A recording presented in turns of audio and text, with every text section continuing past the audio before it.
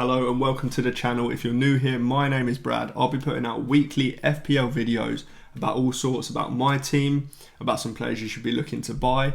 Starting with this one, which is rating some new signings for some of the clubs. But before we get into that, Fantasy Football Hub, you've probably heard of them. But if you haven't, then do check them out. All sorts of good stuff on there. You can put in your drafts and they'll give you a rating out of 100, a percentage. You can get some recommended transfers based on your team in the coming weeks. Pretty much all of the stats in this video as well have come from Fantasy Football Hub, so you can look at all sorts of stats on there. At the moment, in pre-season, they're running a nice offer where you can sign up to them, and if you don't win your mini league, then you get your money back. It's quite simple. It's pretty risk-free, to be honest. Like I say, if you win your mini league, then great. If you don't win your mini league, then you get your money back. There are T's and C's, so do check it out. But yeah, the link is in the description to this video where you can look at all the stuff on there and look at how to sign up. But yeah, anyway, without further ado, let's get into having a look at 5 new signings and how they will fare in FPL. Okay, so the first player we're looking at here is Cunha. He has obviously moved from Wolves to Man United over the summer. One of the first moves in the summer, actually. Now, we've got his stats up. As I say, they're from Fantasy Football Hub, these stats. Link in the description if you want to check out their stuff. 33 appearances, 15 goals, 7 assists. So 22 goal contributions in 33 games is a pretty decent return. 120 shots is unbelievable. 44 shots on target, 55 shots in the box. All of the numbers are just very, very good. Big chances created of 13. Big chances of 7. Like I say, all the numbers are great. The only problem is he now plays for Manchester United. And Manchester United are awful. Or at least they were last season. Although, having said that, I can't see how they'll improve vastly from last season. They haven't really made any other moves apart from Cunha, or none that are going to move the needle really anyway. I'm not sure. I think they need quite a few new players in order to kind of challenge with the top 6, even the top 8 teams. I can't see them finishing above 8th if they don't make any new signings. They were pretty awful last year. And like I say, Cunha will make them better. Don't get me wrong, Cunha will make their attack better. He's a very, very good player. I'm not sure where he's going to actually play. Whether we see him through the middle as a number 9, I think it's more likely that we see him as kind of either a 10 or like a left-sided 10 potentially, or even just playing straight off the left. It does depend where he plays. I mean, United were playing this kind of 3-4-3 situation at the end of last season, and he does kind of fit into one of those 2 slots behind the striker. So, don't get me wrong, like I say, I do think that Cunha makes the Man United attack better. I just don't think that Man United are going to be good enough to warrant picking him. It depends what his price is, of course. I mean, we don't know the prices yet, the game hasn't launched. But if his price is anything above kind of 8 million, I just can't see him particularly being worth it. I think there'll be better value options lower down the price range, and I think there'll be better options that are more expensive. One thing to note as well was that last year for Wolves, he was taking a lot of penalties. He probably won't be on penalties for Man United. I mean, Bruno Fernandes is typically on penalties. Can't see Cunha taking them off of Fernandes. So that is one thing to note. And also the fixtures to start the season just aren't great. You can see them down there. Arsenal at home to start, pretty terrible. Fulham and Burnley, not so bad. And then City, Chelsea, it's just not good enough really. Personally, unless Cunha's very, very cheap and we're talking like between 6-7 million, then I can't see Cunha being a great option to start the season with. Okay, now the second player we're looking at is João Pedro, who has much more recently made the move from Brighton to Chelsea. Now we know that Chelsea are just buying up players for fun left, right and centre at the moment.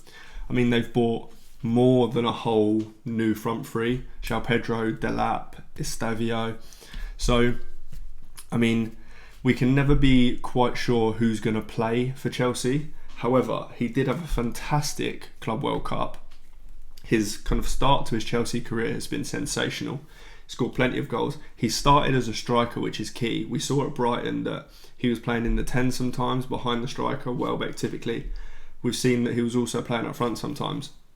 It looks like Chelsea are going to want to play him as that striker. I mean, in the Club World Cup final, he started over Jackson, he started over Delap. It's looking likely that Jackson's probably going to leave, but he hasn't yet. So if João Pedro is kind of that guy that's going to start up front for Chelsea, then great. I don't think he will be someone who will get 90 minutes every week. Liam Delap is obviously there, who's a very, very capable striker. He will get minutes, so João Pedro won't be a 90-minute guy. Another thing to note, same as Cunha, he was on penalties last season, João Pedro, for a lot of Brighton's games anyway. He wasn't always on penalties, but a lot of the time he was. Again, he probably won't be for Chelsea. Cole Palmer is one of the best penalty takers around, so very, very unlikely that we see João Pedro on penalties. But again, his numbers are pretty good. Nowhere near the level of Cunha. You can see 47 shots and 20 shots on target. That's pretty much half the amount that Cunha has, albeit João Pedro played a few less games. But big chances created 12 and big chances 17. They are some good numbers. So the underlying numbers are very good. The actual shots and shots on target, not so much. But I do think if João Pedro comes in at a price of, again, around 7.5 million, he probably will be a bit more expensive than that. But if he comes in around that price, I do think he could be pretty good value. One other thing to note is that obviously Chelsea have played in the Club World Cup, so they won't get much of a break. It'll be interesting to see kind of pre-season games to check who's getting the minutes and where the rotation will come. But yeah, if he comes in at the right price, I think he could be a very nice option. I do back Chelsea to do pretty well this season, so it'll be interesting to see how he's priced. Okay, the third player we're looking at is Florian Wirtz, who obviously made the move from Bayer Leverkusen to Liverpool for a pretty hefty fee. Now, these numbers obviously haven't come from Fantasy Football Hub because he wasn't playing in the Premier League last season, hence I couldn't find the big chances numbers, but I could get all the rest. So appearances 31, goals 10, assists 12, pretty decent return. Shots and shots on target, again, pretty good. Shots in the box, very good. Not quite Cunha levels, but Cunha's stats were a bit mad. XG and XA of above 9 for both is very, very nice. And big chances created 16. I think that was one of the highest in Europe, actually. So his numbers are great. Again, it does depend where he's going to play. I mean, there is just a 10 position that he could play in.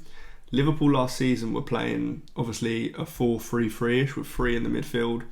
Wirtz can quite capably play as that highest of the midfield 3. There is also a world where Luis Diaz leaves and then Wirtz plays on the left.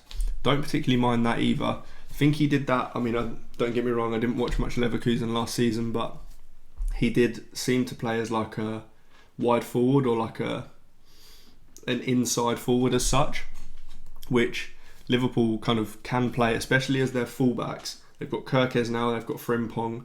They will both be bombing down the wings, so both of the kind of wide forwards can come inside quite a lot. We know Salah likes to do that. If Florian Wirtz is playing on the left, then he can do that. So the numbers are good. Does depend on the positioning. We'll have to see in pre-season. And the fixtures aren't bad either. So Bournemouth at home to start the season is not bad. Newcastle away, Arsenal at home, not so great. But then Burnley and Everton in game week 4 and game week 5 is really nice. As with all of these players, it does depend how he's priced, but if he comes at under 10 million, I think he's definitely worth considering.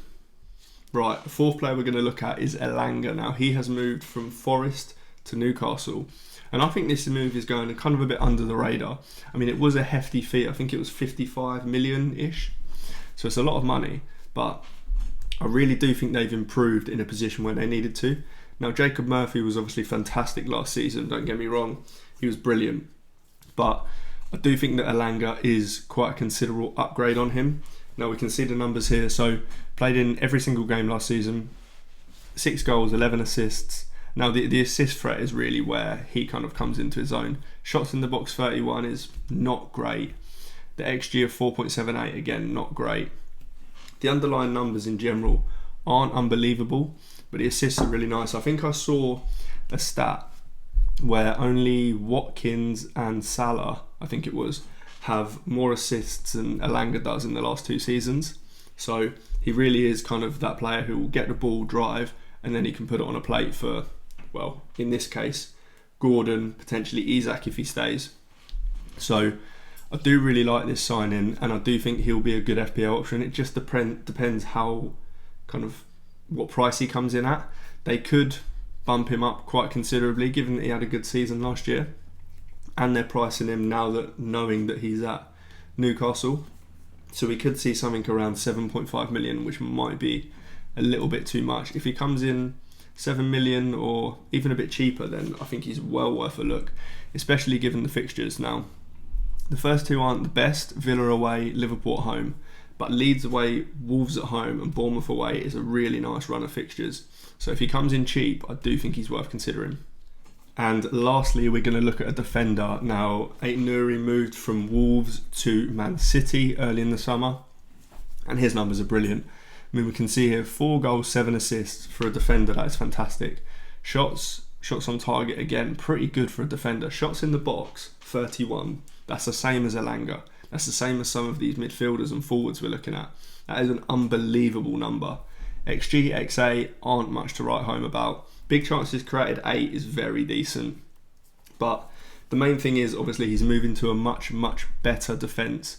The Wolves' defence is pretty poor, or not one of the better ones in the league, whereas City are up there with the likes of Liverpool and Arsenal. And I suppose Forest now has one of the better defences in the league. So much higher chances of clean sheets. It will be really interesting to see how he plays. Obviously, last year we saw Gvardiol playing in that left back / left wing back position quite a lot. And what happened was City, they kind of started as a back 4, but it went to kind of a 3 at the back with Gvardiol just pushing massively on. Obviously, Aït-Nouri kind of fits that mould in that he can just attack on the left. So if we continue to see that, it'll be worth looking at pre-season games to see how they do set up. We saw it a little bit in the Club World Cup, but I do think it's worth waiting for pre-season. If he is playing high, then he'll be an absolute dream. It does just depend how they price him. They could chuck him right up there as kind of the 6.5 million. If he's there, it becomes a decision. If he's kind of 5.5, then I do think he's well worth a look. I mean, the fixtures again are pretty good to start the season. Wolves away, decent. Tottenham at home isn't bad. Brighton away, not bad. Man United at home is a good fixture these days. Then Arsenal away isn't great. But yeah, depending on how he's priced, I do think he's well worth looking at.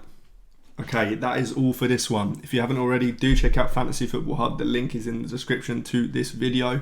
Like I say, they've got a pre-season deal at the moment where if you don't win your mini league, if you sign up, don't win your mini league, then you get your money back. It's risk-free. There are T's and C's. So do click the link, do check it out. But that's all for this one. If you like the video, do hit like, do subscribe, and I will see you in the next one.